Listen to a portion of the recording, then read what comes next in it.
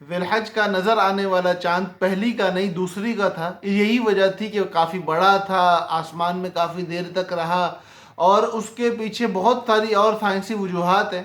اور اس وجہ سے رؤیت ہلال کمیٹی سے ایک بہت بڑی غلطی ہو چکی ہے، اور اس غلطی کی پاداش میں پورے پاکستان کے مسلمانوں کی بقرہ عید، تکبیرات تشریق اور اس کے حوالے سے ہونے والے تمام تر معاملات، پھر وہ لوگ جو تیسری عید کو قربانی کریں گے ان کی قربانی کھٹائی میں پڑتی دکھائی دے رہی ہے.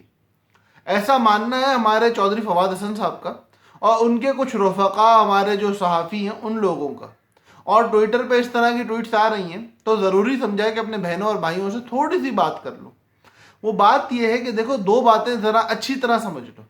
نمبر ایک، یہ کام مفتیان کرام کا ہے، یہ کام علماء کرام کا ہے کہ چاند نظر آیا یا نہیں آیا اس کو اسلام کے پیرائے میں جانچ لیا جائے. یہ کام چودھری فواد حسن صاحب کا نہیں ہے، یہ کام کسی وزیر کا، کسی مشیر کا نہیں ہے. اس کام کے لیے دینی حمیت کا، دینی سوچ کا اور دینی قواعد کی معرفت کا ہونا ضروری ہے. پہلی بات یہ بہت اچھی طرح اپنے ذہن میں بٹھا لو، کیونکہ دیکھو ہر چیز کے اپنے اصول ہوتے ہیں، اپنے ضوابط ہوتے ہیں. ایک کارپینٹر اگرچہ بڑا ہی ہے، چھوٹا آدمی ہے، اس کے مقابلے میں ایک ڈاکٹر بہت بڑا آدمی ہے، اس کی بڑی عزت اور تعظیم ہے لوگوں کے بیچ میں. لیکن جب کارپینٹر کے کام میں ڈاکٹر انگلیاں مارنا شروع کرے گا تو ایک تو کارپینٹر جھنجھلائے گا بھی کہ بابا کیوں میرے کو تنگ کر رہا ہے، تو اپنا کام کر، تیرا کام یہ تھوڑی ہے، تو اپنی چیز دیکھ، تو میرے کام میں کیوں گھس رہا ہے.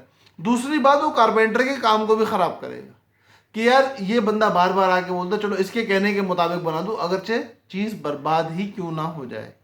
تو اس لیے چودھری فواد حسن صاحب، آپ کا کام سائنس اور ٹیکنالوجی سے، آپ کا کام ملک کے دیگر معاملات کو دیکھنے سے ہے. مذہبی معاملات میں آپ کی ٹانگ ڈالنے کی کوئی ضرورت نہیں ہے. خدا را ایسا نہ کرو. اس کام کی وجہ سے آپ کہیں ایسا نہ ہو کہ نہ صرف ان علماء کو بلکہ پوری امت کو گناہ کا مرتکب کرا دو. اور دوسری ضروری بات یہ ہے کہ یار دیکھو، بات سیدھی سیدھی ہے کہ دین اسلام کے اندر چاند کا مدار دیکھنے پہ ہے، رؤیت پہ ہے. کل کے چاند کی تصویریں کھینچ کے سب نے ڈالی، پرسوں کی بھی ڈال دیتے. اگر آپ نے دیکھا تھا تو آپ کی آنکھ میں جو چیز آئی وہ آپ کے کیمرے میں بھی آئے گی، آپ اس کی تصویر کھینچ لیتے. لیکن آپ نے ایسا نہیں کیا کہ دیکھو چاند تو نظر آیا ہے، یہ میرے پاس تصویر موجود ہے، اور یہ مفتی صاحب کہہ رہے ہیں کہ چاند نظر نہیں آیا. تو بھائی جب آسمان میں بادل موجود ہوتے ہیں اس وقت چاند کا فیصلہ کرنا آسان نہیں ہوتا. یہی وجہ ہے کہ اللہ کے نبی صلی اللہ علیہ وسلم کی احادیث کے اندر واضح طور پہ یہ الفاظ کہہ دیے گئے ہیں کہ اگر آسمان میں بادل زیادہ ہوں تو اس وقت تم 30 تاریخ پوری کر کے پھر پہلی کر لو. جب اللہ کے نبی فرما رہے ہیں تو اس کے بعد آپ کو، مجھے یا کسی اور سائنسدان کو اس میں ٹانگ ڈالنے کی ضرورت ہے؟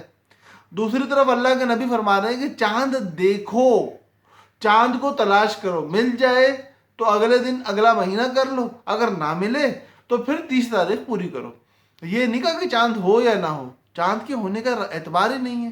اچھا، اب اگر کسی کے ذہن میں اس طرح کا ایک اعتراض آ سکتا ہے کہ بھائی یہ تو 1400 سال پہلے کی بات ہے، اس وقت تھوڑی اتنی سائنس کی ترقی تھی، اس وقت تھوڑی اتنی چیزوں کا، ایجادات کا ہونا اور اتنی ساری چیزوں کا موجود ہونا تھا، تو اس وقت اگر یہ بات تھی تو آج تو نہیں ہونی چاہیے. تو میرے بھائی ذرا عقل پہ ہاتھ مارو اور اس بات کو سوچو اور سمجھو کہ ہمارا دین قیامت تک کے لیے آئے. اس دین کے بعد اور کوئی دین نہیں آئے گا. اب جتنے دینوں کے دعوے ہیں وہ سب جھوٹے ہیں.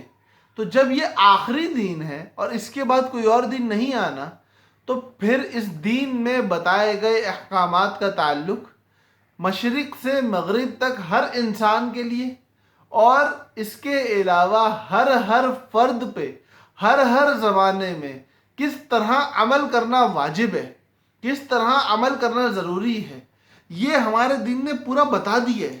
تو جب ہمیں ایک ایک بات اچھی طرح بتا اور سمجھا دی گئی ہے تو اس کے بعد ہمارا یہ سوچنا کہ ہمارے دین کی تعلیم میں نقص ہے، اور اس نقص کی وجہ یہ ہے کہ سائنس کی ترقی نہیں ہوئی تھی.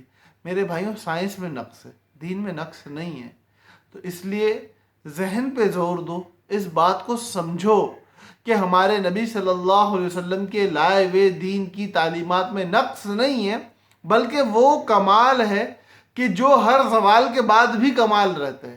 دنیا کی سائنس آج کچھ کہہ رہی ہے، کل کچھ اور کہے گی، دنیا ترقی کرے گی، سائنس غلط ثابت ہوتی رہے گی، لیکن آج تک دین کی ایک بات کو سائنس نے غلط ثابت نہیں کیا۔